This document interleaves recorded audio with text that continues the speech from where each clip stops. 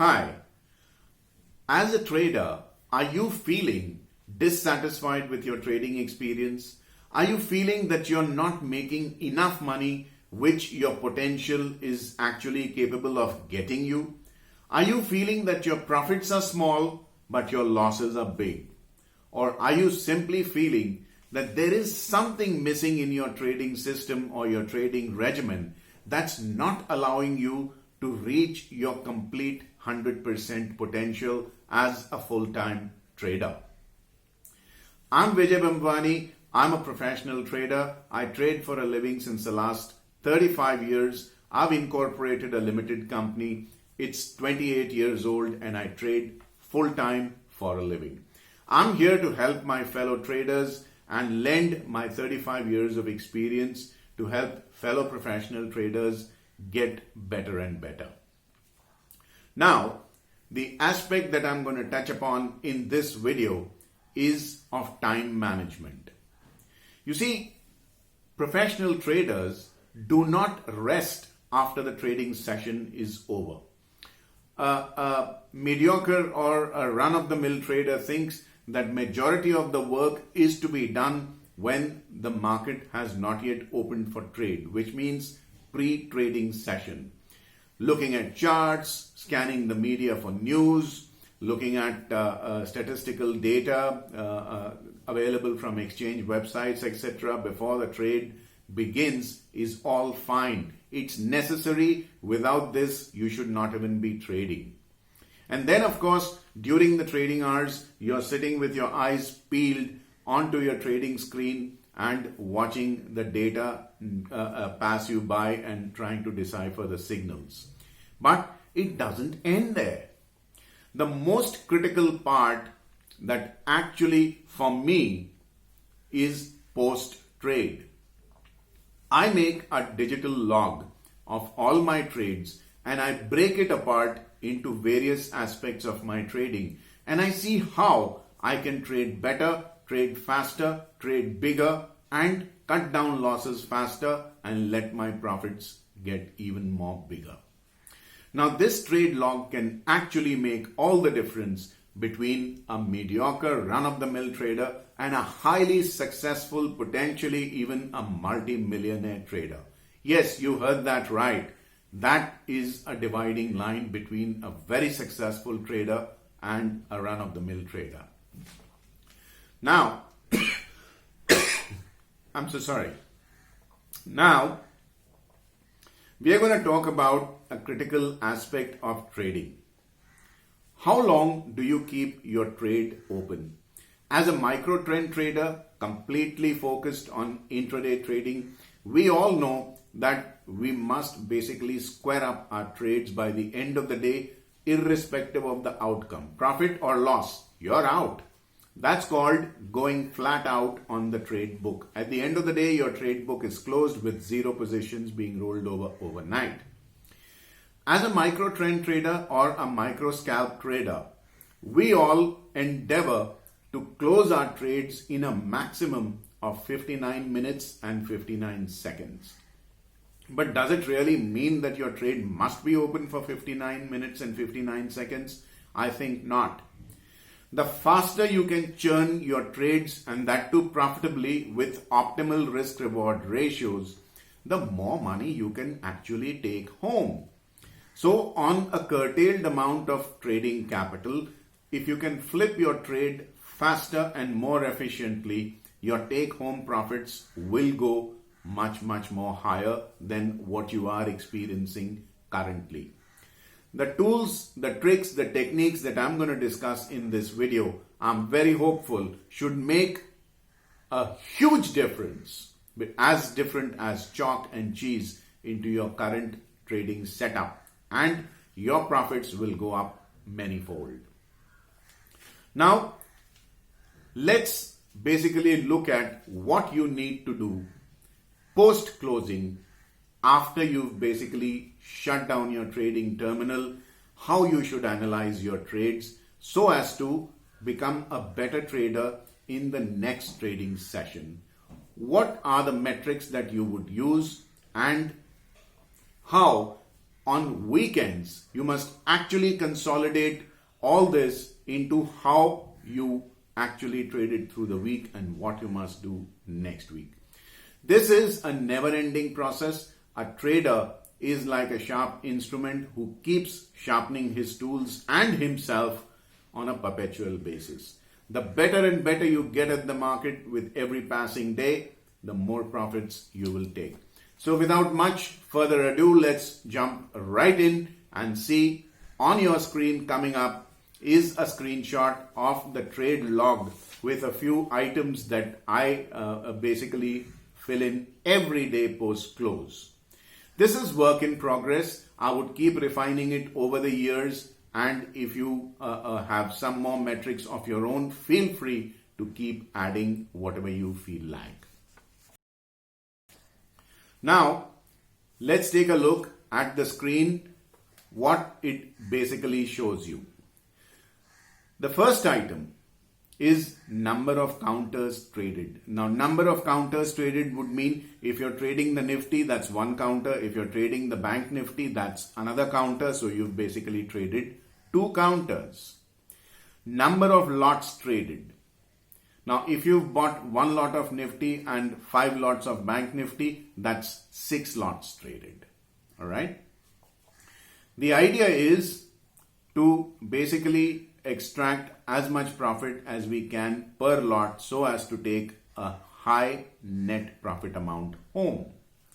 The number of losing trades. I think this is self-explanatory. The smaller you keep this figure, the better it is, because you will then obviously take home bigger amounts of money.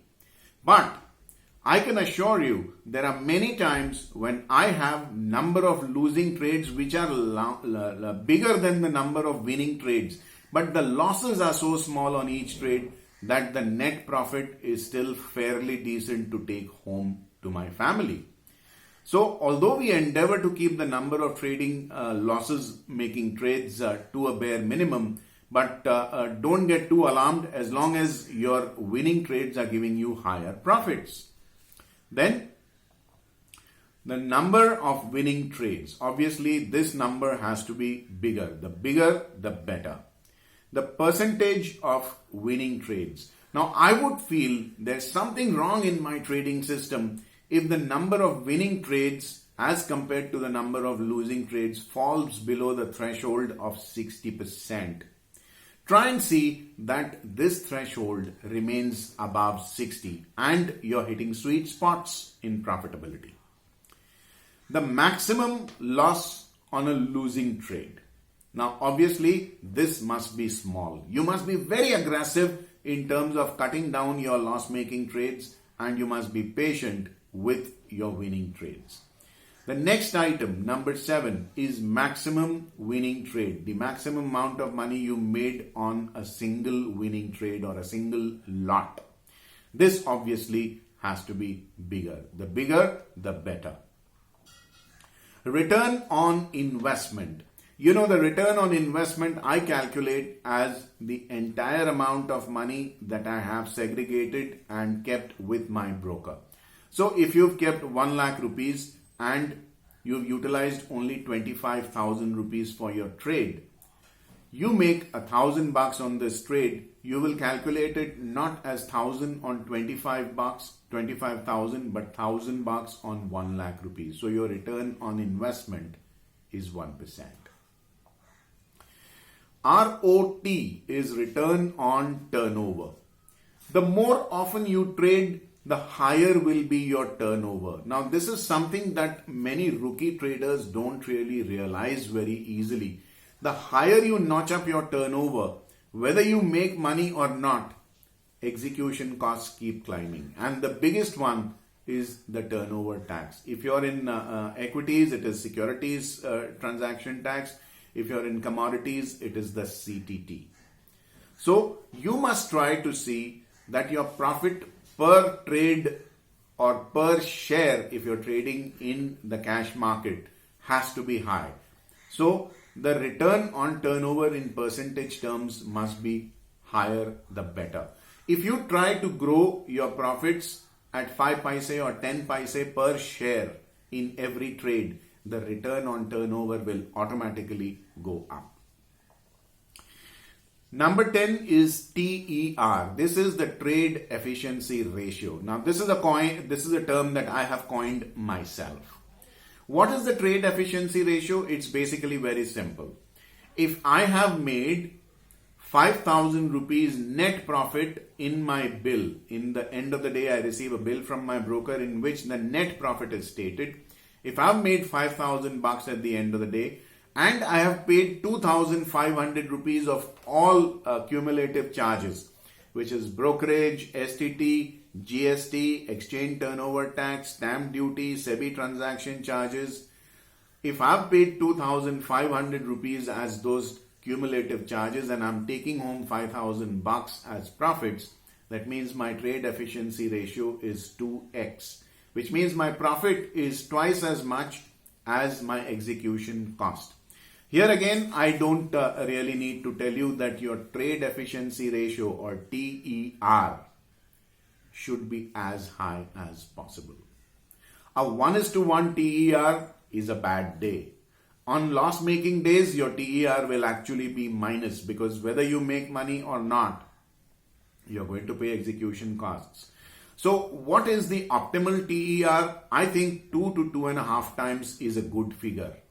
So for every rupee that you're paying in all execution costs, you must try and make 2 to 2.5 rupees as profit, if not higher. That would set you up in cool paradise. Now look at these. Now I come to the very critical parts. Number 11 is the average winning TTT. TTT stands for trade turnaround time. Now when professional traders call entry and exit as ingress and egress. Mark the time. It's not very difficult whether you're using a handheld device as a mobile phone or a tablet, or you're using desktops and laptops. Your trading terminal is a very powerful application. It's like a space shuttle. Unfortunately, we barely use more than 20% of its features. So it's like having a space shuttle, but using it to go to the gym or go to the club. It's to take you out to space. All right. Now, your trade logs at the end of the day should basically not only tell you the buy, sell quantity, but the timestamp. I want you to start noting the trade turnaround time, meaning the time between entry and exit. I want you to tell yourself how long it took for each and every transaction from the point of entry to the point of exit. And you would have guessed it right. I want you to make this time shorter so that you can rotate your capital more often during the day. So your average winning trade turnaround time, below that is the average losing trade turnaround time. Why am I focusing on the winning and the losing trades? There's a simple reason. You see, we human beings are creatures of emotion. We basically try to get out of profit-making trades because we fear the profit might become a loss. But when it comes to loss-making trades, we basically have hope in our hearts. 5 more minutes, 2 more minutes. Vijay said micro trend traders and micro scalp traders can wait up to 59 minutes and 59 seconds. Hey, it's been only 30 minutes. Let me wait for 29 more minutes. Is that really right? From the point of view of the element of time, you may be right. But the more time you are spending in a trade, the higher is the probability that the trade can go against you even more. So typically speaking, your trade turnaround time in losing trades must be short. Shorter than the trade turnaround time of a winning trade, or at the most equal to the trade turnaround time of a winning trade. If you're spending twice more in a losing trade, keeping your trades open as compared to your winning trade, believe me, you're trading below your potential, which is why you're taking home small profits but giving back to the market in large losses. This is the secret. Do not underestimate this aspect of trading of millionaire traders. If you want to be a millionaire, you have to be sharp like the tip of a spear. Now, number 13 is average profit and loss per share in terms of paise. If you're a micro trend trader or a micro scalp trader, dreaming that you can make profits of 5 and 10 rupees per share if you're flipping your trade around in 3 and 5 minutes, that's utopia.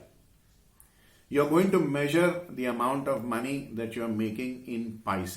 If there's somebody out there who feels he can make 100 rupees per share in 2 minutes time frame, all the more power to you, sir or ma'am.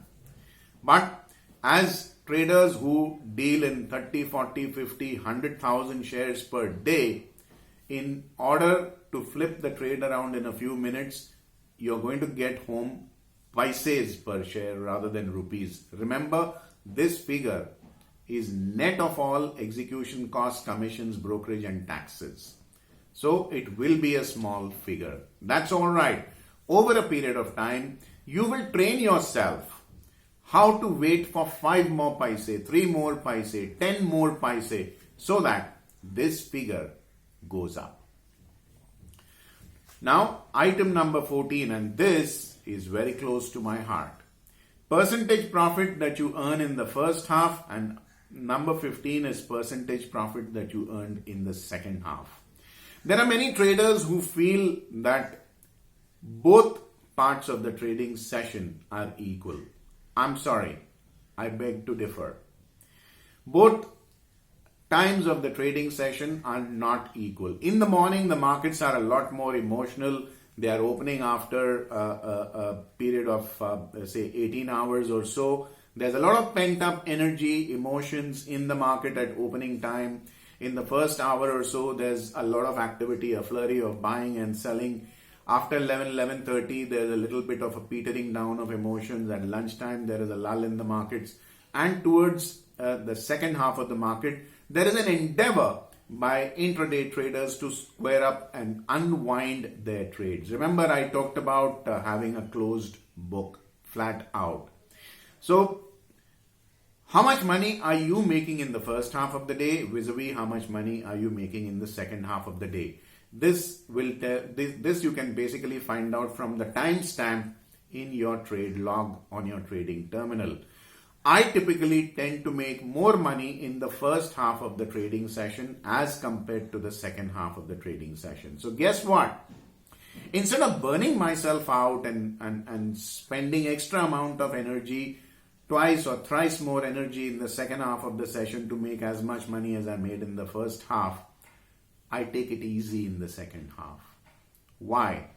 If I'm making less money in the second half, chances are I might lose money in the second half.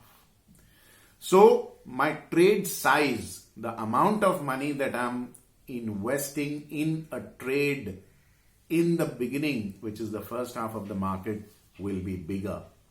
In the second half, when I trade, I don't stop trading. I keep trying.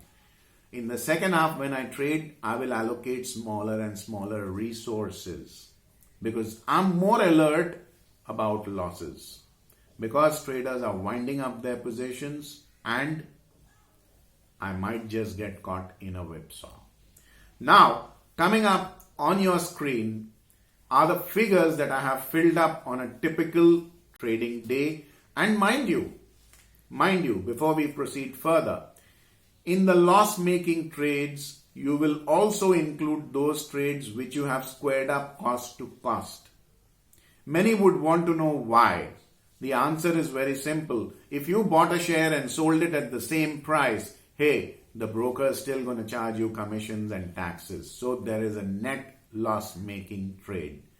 So you must be honest to yourself, and even trades that you've squared up at cost to cost, break-even prices must be included in loss-making trades. Now let's proceed and see what this trade log is on a typical working day. Now on this particular working day, I traded 2 counters. So the number of counters traded is shown as 2. I traded 11 lots in this particular trading session. So I bought 11 lots and I sold 11 lots. Loss-making trades were 3, which is good. I'm happy. Winning trades was 8.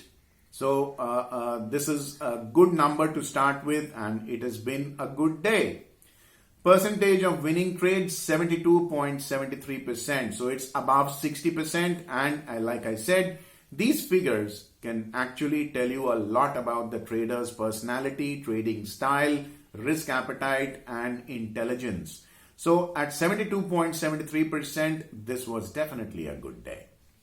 Maximum losing trade was 2,250, whereas the maximum winning trade was 2,850. So the winning trades were giving me more money than the losing trades were, which is again a good day. Although I think over a period of time, I must try to lose less on an average losing trade. So this is going to be something that I'm working on. The return on investment for this particular trading session is 1.522. So 1.5% return in one trading session, which is not bad. It's something that is not happening every day, but when it does, you thank Mr. Market and try to beat this figure on the next trading session. You do not stop, you do not rest. You will analyze every day after the trading session and try to make yourself a better trader. The return on turnover was 0.05%. Now this is a sore point with me. I would ideally want it to be more than 0.10 or 0.15. There have been days when I have reached even 0.20. So to that extent, it seems that I've traded a lot with small amounts in profits. The next few numbers will tell us. The trade efficiency ratio on this particular day was 5.81, which means for every 1,000 rupees that I paid in taxes and execution costs, I took 5,810 rupees in profits net of all these taxes. As long as this figure is above 2.5 or 2.25, 3 would be good. But as long as that figure is above this, hey, I have no cause to complain at all. Now here is something that I'm not happy with. The trade turnaround time in winning trades was 11 minutes and 13 seconds. Now this is an average of all the 8 winning trades that I have during the day. So it took me 11 minutes and 13 seconds. That's long. There have been times when I've gotten out of trade in under 2.5, 3 minutes. But this was a slow market and therefore that's all right. Now point number 12. Average losing trade turnaround time, 16 minutes and 8 seconds. You know what? This shows weakness of character in me, and I accept, I concede. I gave in to hope. Minutes to loss-making trades to get squared up, but I gave 11 minutes to a profit-making trade to get squared. Now this is again one more thing in addition to what I told you was return on turnover. We are trying to work to increase this figure. Now, the trade turnaround time on losing trades at 16 minutes and 8 seconds is something me and my team is working to reduce substantially, which means we are going to be a lot more aggressive. We are going to cut those loss-making trades with a butcher's knife as fast as possible. Now, the average profit and loss per share in paise, remember I'm talking of paise, not in rupees, it was 10.64 paise. As long as it is in double digits, I'm fine. On days when the profit per share falls to single digits, it's something that I get worried about. Maybe I'm trading on a very thin margin. You start asking yourself, are you working for yourself or are you working for your broker and the government? Because at 5 paise per share average P&L, you are paying more in brokerage and other execution costs, which means your trade efficiency ratio will automatically come down. You see how you're thinking like a millionaire trader now? Each thing tells you a lot about yourself. Now here, the profit in the first half was 78%. I very upfront told you that I feel a lot more comfortable in the first part of the trading session, and my profits in the second half of the trading session tend to be historically lower. So on this particular day, I made 78% of all trading profits for that day in the first half and naturally 22% of the profit came in the second half. Now this is again something that we are working on. We are trying to get the maximum out of the second part of the trading session also. Hey, why leave opportunities, right? We are capitalists. We want to make the highest amount of profit in the lowest amount of time with controlled risk. Now, comments.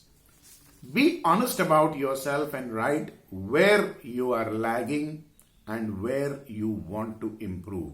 So, although I've written that there was a slight improvement over the previous day, I will confess that the return on turnover is small compared to what I'm aiming for, and the trade turnaround time on losing trades is far too long. I need to work on bringing it down. Friends, I hope you like this video, and I sincerely hope it makes you a far more profitable trader, put you on the way to making millions in profits. My sincere hope, best wishes, and I wish you all the trading success in the world. I'll continue to bring you videos which will make you better traders. If you liked what you saw in this video, please subscribe to my YouTube channel. Click on like in the comment section. Bouquets, brickbats, negative, positive feedback. Do let me know what you think about this video and what you would want me to record next.